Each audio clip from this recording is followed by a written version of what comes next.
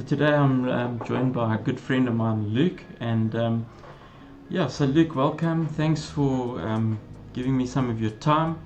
Luke and I go back some way, and before I give away too much, I'd just like to ask him to introduce himself, give a bit of background, and then I've got 5 questions that I'll ask him, and we see where the conversation goes from there. Awesome. Well, thanks, Craig. Thanks for having me. Thanks for creating some space to have me share a bit about my life, and hopefully it adds some value to your audience. And Craig and I go quite far back. Hey, it's probably, I'd say, about 10 years. Is that right? Yeah, must be. Yep. Must be just under 10 years. So that's my first question, Luke. And where did we meet? yeah, yes, we'll get there. But I am based in Durban, in South Africa, and the marketing slogan for Durban is "It's the warmest place to be." But I can tell you that today that is not true, and yesterday it definitely was not true. It was one of the coldest places to be. But love Durban, and I've got a huge passion for the small businesses in Durban and helping them tell their stories and giving them a voice, and just helping them articulate what they're about, why they exist, and what they do. It's amazing, Luke. My first question to you is where did we first meet, or where do you think we first met? Because I don't know if it was through Nicole or if it was you and I, or I can't remember. I think we met through Nicole. I think we met through Nicole in the local church that we were at. I don't know if we maybe met before Nicole introduced us, and then we kind of connected the dots once Nicole introduced us. I can't. My memory doesn't quite serve me too clearly there. Yeah. And it was all in Hillcrest, and that was before we'd moved.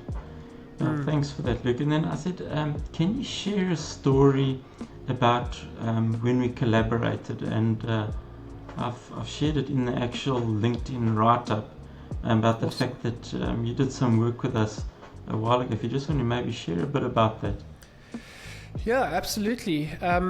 It was one of my earlier bigger jobs, and it's still to this day probably one of my favorite jobs that I've done, partly because I got to spend a lot of time with you, and that's always fun. You can't. And but we collaborated on a job where you were I think you were working on the Transnet pipeline between Durban and Johannesburg on it's the NNPP. Was it right? Yeah, you've got it. Yeah.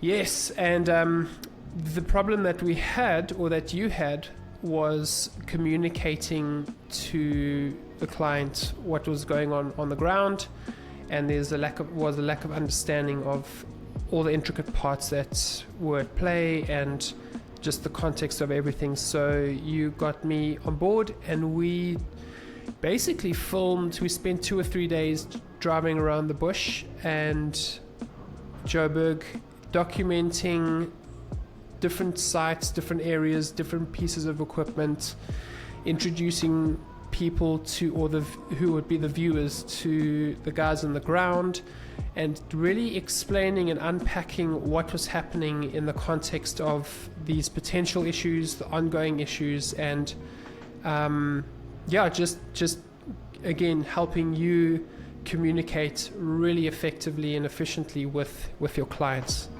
And that was fun. That's still today one of my favorites.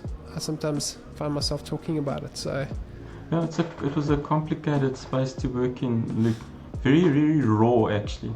Because if you think of it, usually it's a studio or a shop or someone's place of work, and when the place of work is spread out over 100 or more kilometers, you did really well. Thanks, man. And the quality of some of the drone footage, to still see those cosmos flowers, I mean, that's still one of my favorite things. The next question I have is, how did you get into being, and I frame this intentionally, consulting is what I view as subject matter expert in the field of media, content development, storytelling, showcasing small businesses, and the journey that people are on.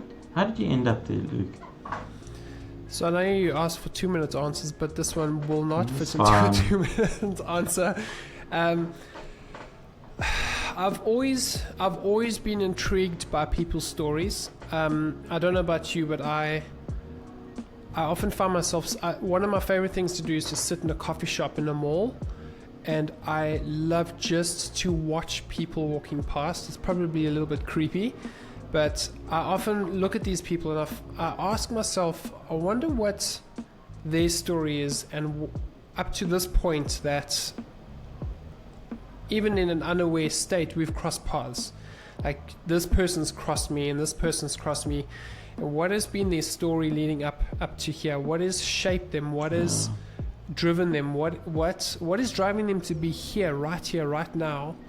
I just love, this is one of my absolute favorite things to do wherever I am, whether it's a coffee shop or on the beach or driving in town, and you crossing paths with people all the time, and all 8 billion people has a story, and they've got multiple stories. They've got stories, but each of their story leads into what they do.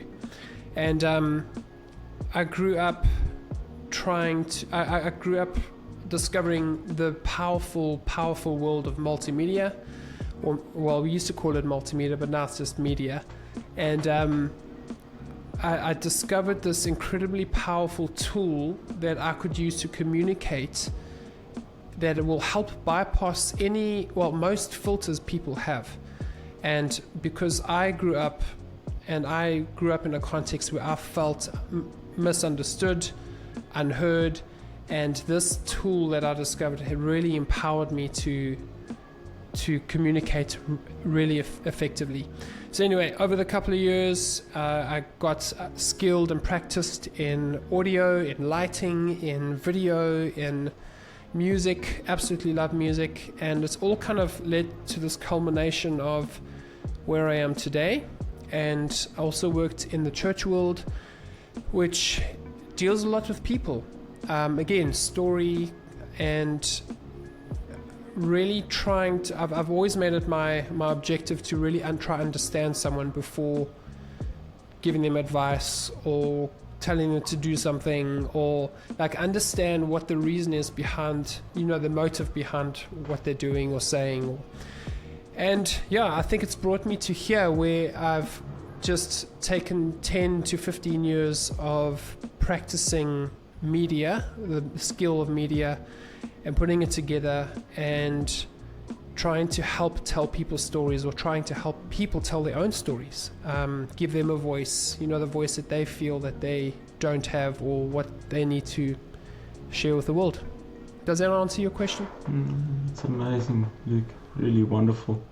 And I think you also, by helping with the video, visual, sound, storytelling, opened other doors for me, and I have several thousand members of this community that I operate in for their benefit, actually. They may think it's for my commercial benefit, but it's actually to tell a story that other people learn. They learn technical stuff, they learn life things, they learn, as we've said before, authentic life lessons is part of it. So yeah, it's a wonderful answer, Luke. Appreciate that very much. Cool. Question is, why did you start Carve Creative? Just tell us a bit about that. So in 2021, we took the risk and left full-time employment, which was probably the least responsible thing to do post-pandemic, and just coming out of pandemic. And in KZN, we also that year and the year after went through political riots and looting, yes, which just swept through the province and just wrecked a whole lot of stuff. So that didn't make much sense. And then we also had floods, some of the biggest floods we've had in 20 years, I think it was.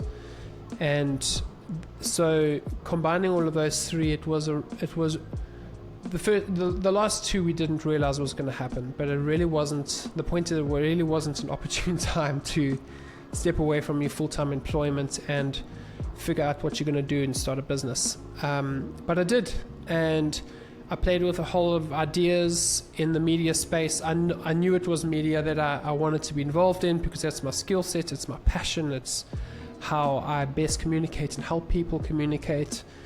And yeah, just the reason why the word Kythe Creative is my business name. It's not probably the smartest and best name out there, but it resonated very deeply with me.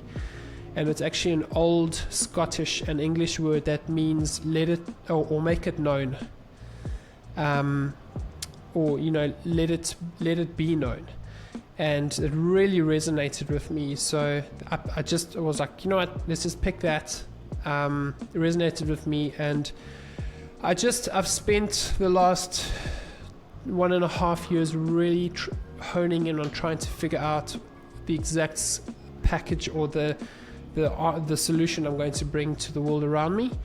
And at the beginning of this year, we just started offering services in creating content for businesses and helping them tell their story through the medium of format, the medium of podcast. So the podcast format, what we're doing now, and so whether it's remote or in person, majority of my stuff is done in person, and also helping people build their YouTube brands. So that's wonderful.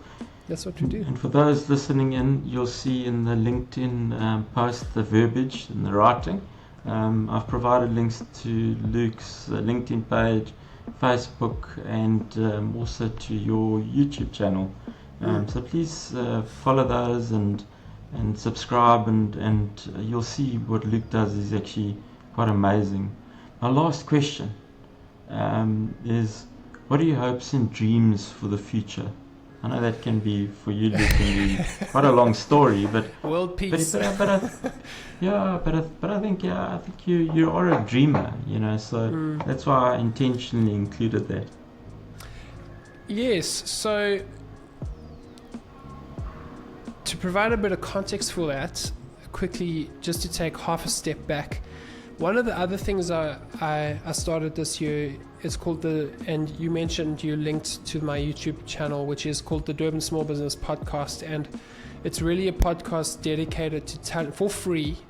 I go to businesses and I say, hey, I want to showcase your business to an audience, to Durban, because you deserve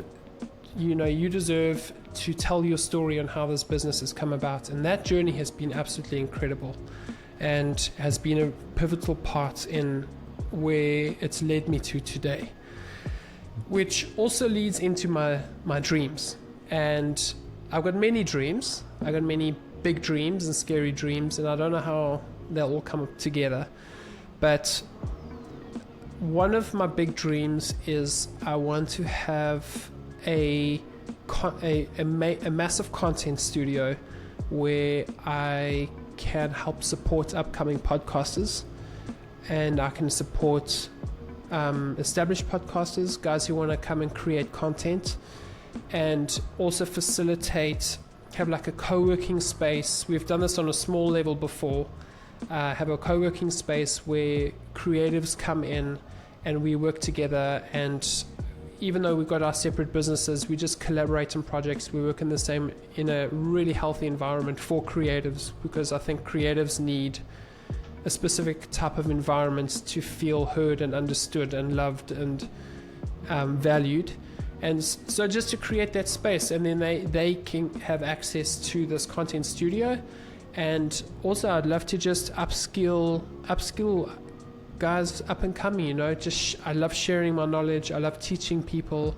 I'd love to see school leavers or people who have just left varsity and come through and upskill them and teach them, this is how we tell stories, this is how we use cameras, this is how we light, and this is how we, all the elements of storytelling, because storytelling is not just words, it's how you use light, how you use sound, your camera, how you use that. And so it's quite a big dream, and Yeah, and just to build community. I think that's probably one of my deepest loves, is building community through whatever platform it looks like. Well, that's wonderful, Luke.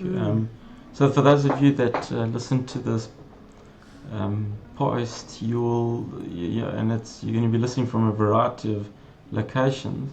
If there's ways to help Luke make his dream come true, I'm sure he's open to some suggestions. And the information is provided in the bio just above this video. And yeah, it would be good to reach out to him. And Luke, I really just want to thank you for your time. And I want to thank you for even today sharing this platform and showing me some different insights. And I think we're all learning, but something that I think we're both in pursuit of is to tell an honest and authentic story, because I think the world really wants to see some genuine people making their way, and they want to know how it's done without the polished and perfectly finished version. So thank you very much for the example you've set, and thank you so much for your time today. Yeah, thank you, Craig, and thank you for your investment into my life too.